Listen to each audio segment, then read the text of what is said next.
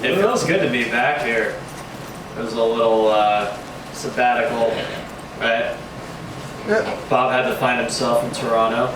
Yeah. Professional hypnotist and waterfall photographer. I'm going to read a couple of new poems that I wrote. This poem is called Shore Storm. In spite of my fear, I stood on the deck and watched the severe weather approach from the west in the form of Cupurious cumulonimbus structures headed in the direction of our precarious location, a house on an island between the inlet and the ocean. And when the tempest hit, I rushed inside and looked out the window as rain lashed the glass pane. We could see the storm surge across the sky from beyond the bay as the funnel clouds formed a scourge, their tendrils whipping the island like skinny tornadoes, reaching for the ground though not quite touching the earth. And as the storm creeped closer to the sea, great flashes of light spread and a conflagration erupted overhead of horizontal lightning shooting into purple-hued puffs, crawling towards the ocean, the din of thunder and flash of lightning exploding simultaneously, and the steel-colored specters attempting to escape violence by diving into water thousands of feet below and drowning underwater rather than burning to death in the vicious air. The water sucked the sky into the sea. My mother comforted me with calm words when I was horrified by the calamity I thought I foresaw. She was right. We were safe inside our thin wooden box by the ocean. So, this is from a manuscript of poems, chapbook manuscript. I've submitted to several places. Poems on grief, mostly about my mom and her dying. This is another new poem. I'm just going to read a couple of new poems.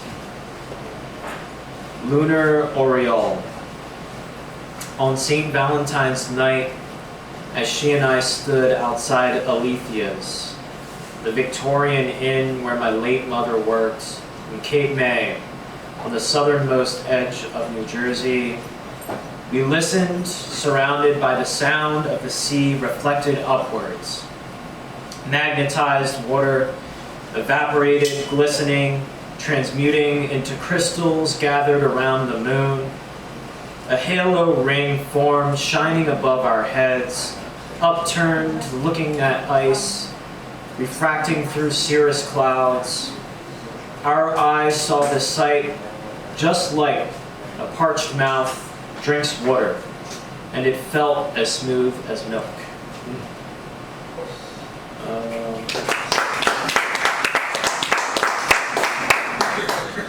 This is another new one. Wrote this in a 7th floor lobby of Jefferson Hospital in Center City. By the radiology ward. What makes these people any different than me? The dying ones.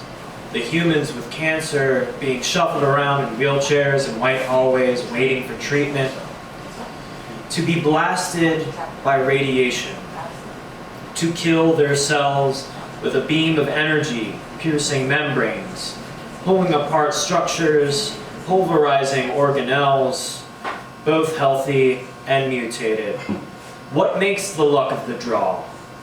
The environmental factors, the pollution and industrial waste a person has encountered all their life without knowing. The genetic factors, DNA and evolution working in mysterious ways for generations. What makes me think I have cancer coursing through my body at this very moment? Is it because my mother died from cancer 2 years ago? Her disease crouched hidden in her ovaries long before its discovery? Why do I think I'm going to die? Is it hypochondria? Is my pain real? Warm gel covers me. I hear the sound of my blood flow and cringe. The ultrasound reveals I'm free from cancer's cull. For now.